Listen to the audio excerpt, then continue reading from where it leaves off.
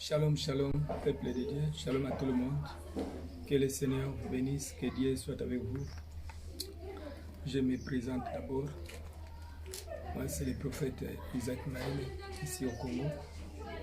Nous sommes ici pour la gloire de Dieu. Je pense que beaucoup de personnes nous écrivent par rapport au message de Dieu et par rapport au témoignage. Je voulais dire par rapport à ce qui se passe dans notre monde que nous sommes. Mais bien aimés, nous devons toujours servir Dieu avec crainte et tremblement de cœur. Pourquoi? Parce que nous sommes dans notre monde. Il y a beaucoup de personnes qui ne travaillent pas avec Dieu. Il y a beaucoup de faux serviteurs. Il y a beaucoup de démons dans ce monde. Et je voulais dire que beaucoup de personnes qui se donnent au jeu d'hasard, ces personnes-là n'iront pas au ciel. Pourquoi je dis cela? Parce que même ceux qui regardent le football, beaucoup n'iront pas au ciel. Pourquoi? Parce que ce sont des distractions que le diable a mis sur place pour détruire les gens. Il y avait beaucoup de personnes qui me disaient que vous pensez que vous êtes déjà au ciel pour du bon. Nous sommes au ciel. Pourquoi? Parce que Jésus-Christ dit dans sa parole, le royaume des cieux est parmi vous. Donc le royaume des cieux est parmi nous. Pourquoi? Parce que la Bible nous recommande dans beaucoup de chapitres. Et la Bible dit, vous devez toujours être erré dans le Seigneur. Comme Jésus-Christ a commencé à dire que tout le monde qui croit en son nom et ceux qui l'acceptent en vérité, ils seront sauvés. Donc affectionnez-vous aux choses qui sont en haut, là où le Christ est assis à la droite du Père. Nous devons toujours aimer Dieu, aimer son prochain et puis servir Dieu. Avec ces jeux-là, qu'est-ce que le Seigneur m'a dit?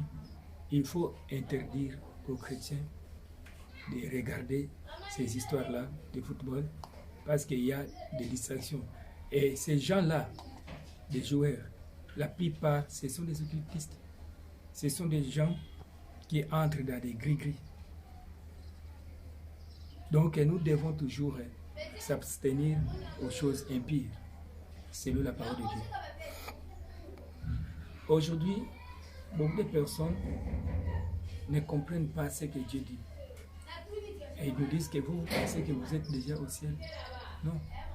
Il faut comprendre que la volonté de Dieu est que tout le monde qui aime le monde, si tu aimes le monde plus que Dieu, donc tu es ennemi de Dieu. La Bible dit, n'aimez pas le monde, même les choses qui sont dans le monde. Pourquoi? Parce que le monde est déjà pourri avec le diable. Le monde est sous l'emprise du diable. Ces gens-là entrent dans des choses sataniques et beaucoup de personnes qui tuent les gens. Ils sont en train de tuer les gens et puis sacrifier les gens, sacrifier la vie des gens pour avoir beaucoup d'argent, pour avoir des promotions. Avec celui-là, vous devez comprendre que nous sommes déjà à la fin et Jésus-Christ revient maintenant. Pourquoi Jésus-Christ revient maintenant? Parce que depuis que le Seigneur Jésus-Christ est allé au ciel jusqu'à présent, ça fait 2000 ans et demi.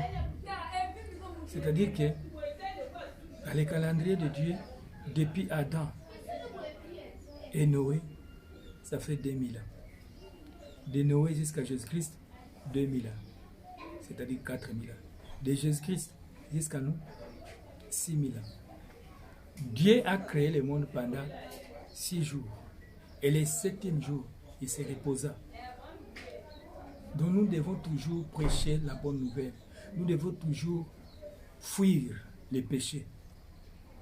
Tu ne peux pas dire que tu es le chrétien, alors qu'un chrétien qui ne craint pas Dieu, un chrétien qui est là, qui ne lit pas la Bible, un chrétien qui est toujours entré dans les choses du monde, dans la distraction, même beaucoup de personnes qui sont là toujours en train de regarder des boxeurs, des catcheurs. Il n'a pas le temps pour Dieu. Donc il a sacrifié tout son temps pour les choses du monde. Et les films sataniques. Mais à cause de ces jours-là, beaucoup de personnes sont entrées en enfer. Mais bien aimé, je vous dis que l'enfer existe. Ça c'est bien que l'homme riche était sur la terre. Et Lazare aussi était sur la terre. Et tous étaient dans ce monde ici. Mais il y avait un jour que Dieu a préparé pour chacun. Tu dois comprendre que tu es ici dans le monde. Tout le monde doit comprendre qu'il est seul. Ce que tu dois comprendre, tu es seul. Même tu es avec ton mari ou ta femme ou tes enfants, ça c'est bien que tu es seul. C'est la même chose, même les jours où les gens viennent de naître. Tu viens seul. Et lorsque tu meurs, tu vas aussi seul. Et lorsque tu vas partir, je ne sais pas, tu iras avec qui. Tous tes biens vont rester. Même tu avais beaucoup d'argent, tu avais des grades, des promotions, tu faisais beaucoup de choses aux gens. Ces jours-là, les gens vont commencer à pleurer pour toi. Et lorsqu'ils vont commencer à pleurer pour toi, toi tu es là seul. Lorsqu'on va t'enterrer, tu vas rester seul.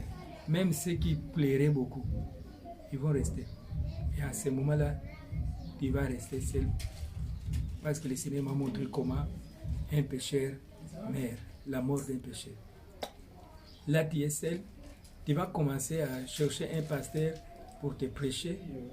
Tu vas commencer à chercher un évangéliste pour te prêcher la parole de Dieu. Mais tu resteras seul. Et là, tu vas voir les démons comme j'ai vu, comment les démons vont commencer à te faire dribbler et te faire torturer. Là, tu es seul. C'est pour cela, si tu as aussi ton mari là qui t'empêche de prier, ou ta femme qui t'empêche de prier, tes enfants qui t'empêchent de prier, c'est cela bien que tu es seul. Ne regarde personne. Vois seulement Jésus-Christ qui est seul avec toi. Donc vous êtes deux. Tu es avec le Seigneur. Tu es avec le Seigneur. Il faut mettre ta confiance en Jésus-Christ. Il faut abandonner la vie là que tu mènes aujourd'hui. Beaucoup de personnes jusqu'à présent sont là, dans des pique-niques et dans des tourismes. Ce n'est pas à pécher dans des tourismes, mais la distraction.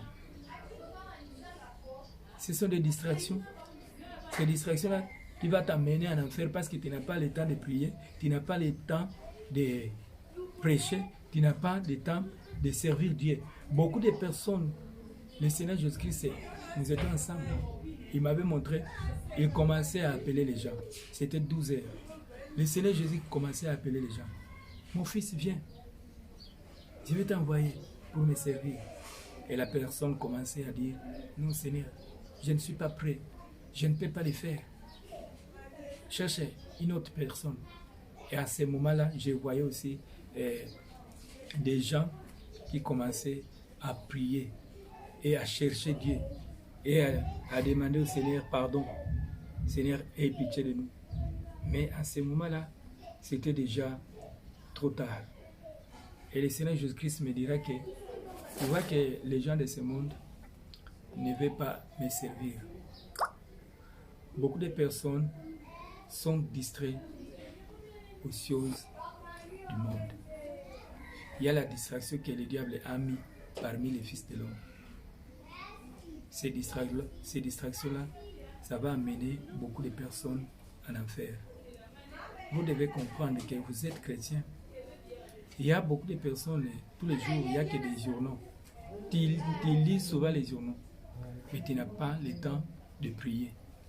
tu n'as pas le temps de chercher le Seigneur Jésus-Christ. Je vous dis de chercher le Seigneur Jésus-Christ parce que le Seigneur m'a montré d'ici décembre, il y aura beaucoup de choses qui vont se passer. Il faut toujours prier pour les enfants. Il faut prier pour les enfants. Il y a des menaces dans les écoles. Il y a des menaces spirituelles que le Seigneur m'a montrées. Et le Seigneur m'a dit que beaucoup des enfants donc trouveront la souffrance. Ils seront torturés. Et surtout les enfants des chrétiens. Ils seront torturés. Pourquoi? Parce que c'est les gens de ce monde qui font toutes choses. Et nous, les chrétiens, nous sommes là, on ne fait rien. Souvent, on prie. Et lorsque vous priez, il n'y a pas des organisations qui sont là pour aider même les pauvres, pour aider même les orphelins, pour aider même les sans-abri. Il n'y en a pas. Mais le Seigneur me dit, vous n'avez pas l'amour pour les autres. Il faut toujours prier et puis prêcher aux orphelinats, prêcher aux sans-abri et aussi apporter quelque chose à ceux qui souffrent. Parce que nous sommes déjà à la fin. Que le Seigneur nous aide à comprendre. Si tu es un vrai chrétien et que tu pries, tu sers Dieu, tu n'as pas l'amour, tu ne soutiens personne, tu ne fais rien dans ta vie, mon frère, tu iras en enfer. Il faut toujours faire du bien. Les bonnes œuvres parlent. Et lorsque tu es malade, Dieu va t'aider. Lorsque les cris des orphelins ira au ciel, et le Seigneur va commencer à te bénir et te faire beaucoup de bonnes choses. Nous devons toujours craindre Dieu. Parce que dans Matthieu 25, verset 31 à 40, la Bible nous dit que lorsque le Seigneur Jésus-Christ viendra, il va assembler tout le monde. Les autres seront gauche et les autres là à droite. Et Dieu va commencer à juger le monde par Jésus-Christ. Le Seigneur Jésus-Christ va commencer à juger le monde par rapport à tout ce qu'on a fait lorsque nous étions sur la terre. Et j'ai vu beaucoup de personnes commencer à pleurer. Et le Seigneur Jésus-Christ va commencer à dire, j'étais malade, tu ne m'as pas aidé, j'étais à l'hôpital, tu ne m'as pas visité, j'étais en prison, vous n'êtes pas venu pour me voir. Alors, beaucoup de personnes commenceront à dire, Seigneur, où est-ce que tu étais malade? Et moi, je ne t'ai pas aidé. Et le Seigneur va dire que tout ce que vous n'avez pas aidé, c'était moi. C'était à moi que vous n'avez pas fait ces choses. C'est-à-dire que nous devons comprendre que l'amour est très important pour les chrétiens. Et ceux qui ont travaillé pour Dieu, ceux qui ont aidé les pauvres, ceux qui ont travaillé, ceux qui ont mené une vie de sainteté, iront au ciel. Et le Seigneur va commencer à dire, béni soit celui qui vient au nom d'Élohim. Soyez bénis parce que tu servais Dieu avec crainte et tremblement de cœur. Va au ciel, j'étais malade, tu m'avais aidé. J'étais en prison, tu m'as visité. J'étais quelqu'un qui n'avait pas des habits, tu m'avais donné. C'est-à-dire que faire de bonnes choses, c'est ça qui amène aussi la bénédiction de Dieu. Et Dieu va te protéger. Dieu va protéger aussi tes enfants. Que le Seigneur nous aide. Que le Seigneur nous aide parce que nous sommes là. Nous sommes un ministère qui soutient aussi les pauvres. Un ministère qui soutient les veuves et les orphelins. Nous sommes là. Je m'appelle le prophète Isaac Maël. Si vous voulez nous contacter, même pour la prière, appelez-nous. On va prier pour vous. Mais il faut marcher dans la sainteté. Mon numéro est là. Plus 243 89 98 063 23. Plus 243 89 98 063 23. Que le Seigneur nous aide. Prions. Si tu n'as pas encore accepté le Seigneur Jésus-Christ, c'est le temps de l'accepter. Prie après moi, Seigneur Jésus-Christ. Je reçois le Seigneur Jésus-Christ dans mon cœur. Sois mon Seigneur et mon Sauveur. Pardonne mes iniquités. Merci parce que tu étais mort à la croix pour me sauver.